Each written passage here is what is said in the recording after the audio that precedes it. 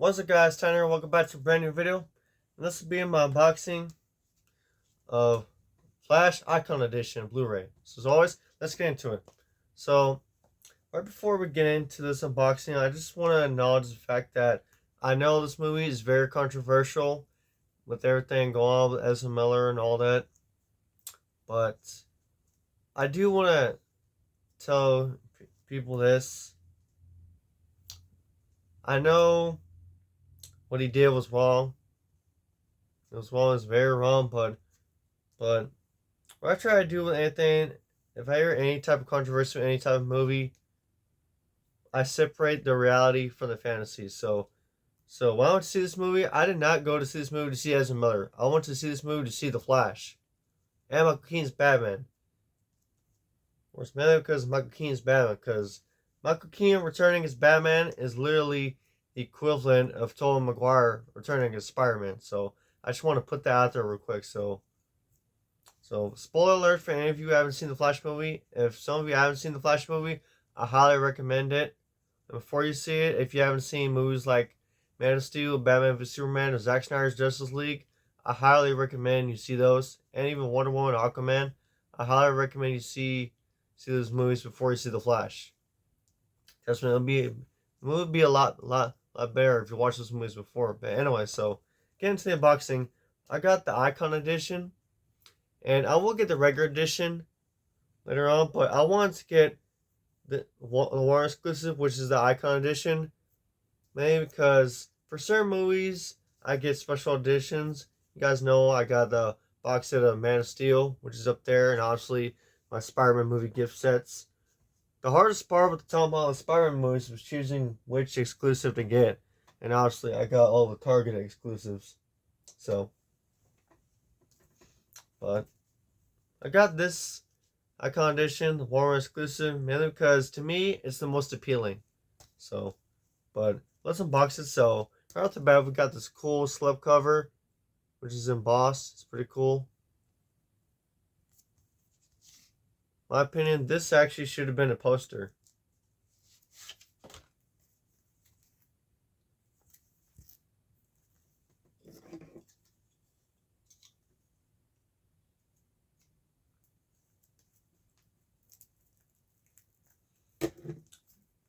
And this shrink wrap, this is actually old school shrink wrap.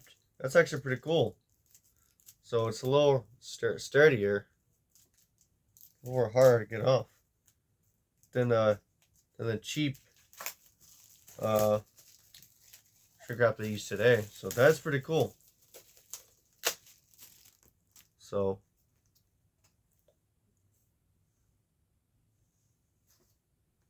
here's the front. Which that looks pretty cool. Honestly, I would love if they did like a trading card set of this movie. But so spoiler alert, real quick again. And I'm gonna talk about the Flash movie. So if some of you haven't seen it, then you might want to think about saying this to your watch later list, and then go and watch the movie, and then come back and watch this video. So when you open this up, you get this cool image of the Flash. This is just awesome. Now, going into the movie, I really loved the beginning, and when you open this thing up, this is just awesome. The Michael Keaton's Batman right there, the Batwing, Flash, Sasha Calle's Supergirl. Right at the front. So the beginning, I really liked the beginning scene in the film with Ben Affleck's Batman and Gal Gadot's Wonder Woman. It was awesome. I loved seeing Ben Affleck return as Batman. The only thing I didn't like about Ben Affleck's Batman in the film was the suit. I thought the suit was kind of weird, and I saw some of the special features. The suit, the black parts on it, that is not blue. For some reason they used CGI to make it blue. I don't know why they did that for. They should have just left it black. But Affleck kicked ass, and of course Gal Gadot's Wonder Woman always does. So take out the discs. First one right here.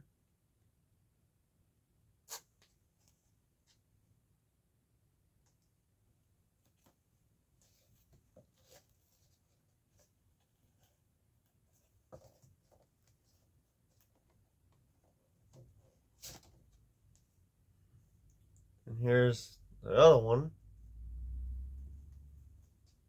So pretty cool. This is a pretty cool set. This is one of the best special editions of a movie I own. So this is actually pretty cool. Like, getting back to the beginning scene, I love seeing Ben Affleck back as Batman. And the very last scene with him as Bruce Wayne, speaking to Barry, it was really cool. And you can really tell why Ben Affleck said that that's his best work as Batman. Because of that scene in particular right there. It was just awesome. Because basically he explained to him that he may be a hero. Well, Barry was saying to him, that made you a hero. And he said, it also made me alone.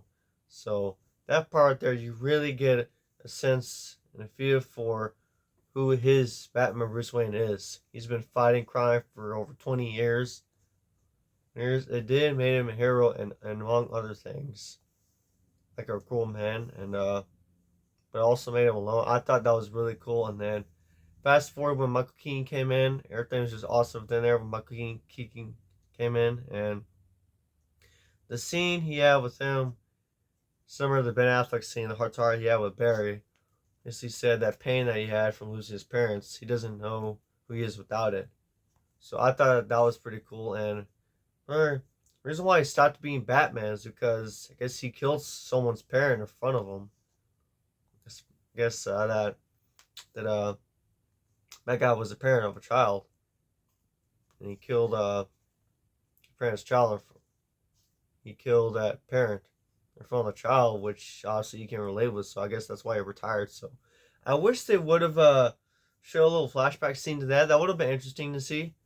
And then, of course, Ezra Miller as Barry Allen, the Flash. Honestly, he did a great job as both Barrys. He was annoying when he needed to be annoying as Team Barry. But he was really serious as older Barry compared to how you see him in Zack Snyder's Justice League. So that was pretty cool to see him grow a little bit. Then Sasha Calle's Supergirl, she wasn't in there that long, but she kicked ass for the time that she was in there. And then seeing Michael Shannon back as Zod for a short time, that was pretty cool. All the callbacks to Man of Steel, everything else was awesome. And then of course that short scene we had with the CGI cameos, I thought was awesome. First one obviously started with George Reeves' television series 50 Superman. That was awesome. That was really cool to see. I really enjoyed seeing that because we haven't seen George Reeves as Superman since the 50s, basically, since the show. Christopher Reeve's Superman, that was awesome. And Helen Slater's Supergirl, that was so cool to see them together. Adam West's Batman.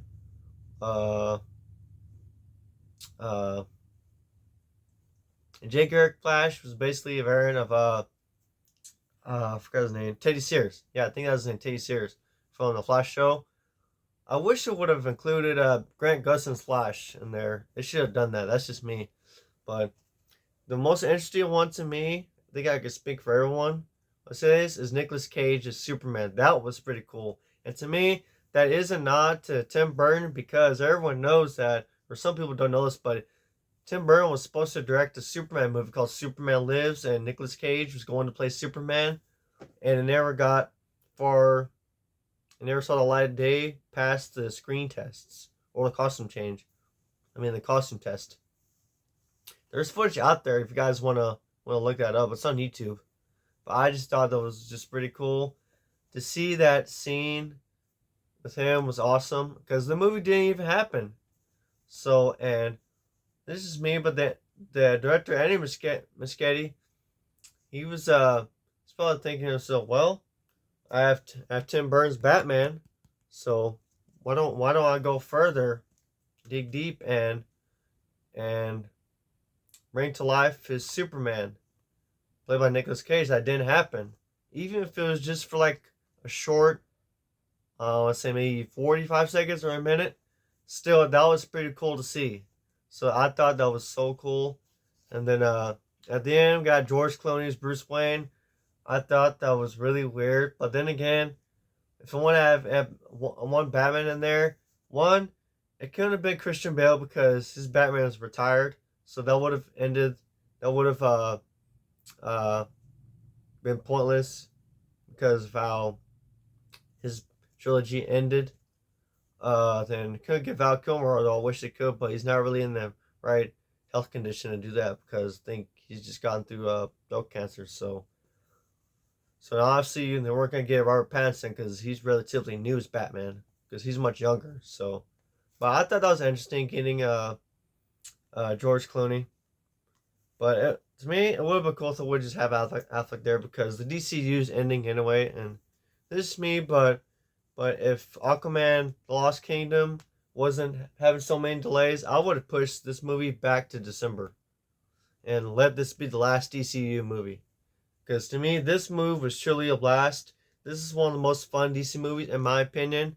If some of you do not like it, I totally respect that. I totally see why. Obviously, Ezra Miller. But the thing with movies, guys, is sometimes a movie like this only comes out once in a while, and it's not every day that you get to see Michael Keaton back as Batman. So, like I said, Michael Keaton, he kicked ass as Batman as always. He's one of the biggest highlights of the film. Ezra Miller as the Flash, both versions. Sasha Guy, Supergirl for the time that she was in there. Well, like I said, I really enjoy this film. This is one of the fun DC films, in my opinion. Uh, like I said, I separated the reality from the fantasy and I went to see this movie. I saw this opening day. I was so excited for this movie. I saw it opening day. Not opening night, opening day. I saw it probably around 2:30 or 15, somewhere around there with my friends, and the place was hardly packed. So, but, but, it's a funny story. When I picked this up, the Icon Edition at Walmart, this was actually the only one, and most of the Blu-rays and copies of The Flash, it was almost sold out. And I've seen pictures and other YouTube videos where The Flash is almost sold out with physical sales. So I'm thinking to myself, this movie's probably do really good for the physical sales, but box office didn't, mainly because Ezra Miller. But honestly, that just goes to show you that there are a ton of diehard fans out there. So, like I said, if some of you don't like the movie, I totally get that. I respect that. But I like this movie. It's one of the most fun DC movies I've ever seen. If you like Michael Keaton's Batman, go see The Flash. Watch it. If you like The Flash in general, go watch this movie. And Michael Keaton being in the film, it totally does not take away from the main plot of the film. This is a Flash movie, so and I'm excited to hear that Andy Muschietti is going to direct Batman Brave with the Bold. That's going to be awesome. So and you guys should go see Blue Beetle too. Blue Beetle I did see when it came out. Blue Beetle was actually pretty interesting. It was awesome. So give one more look at this real quick. We'll wrap things up. This is just awesome. So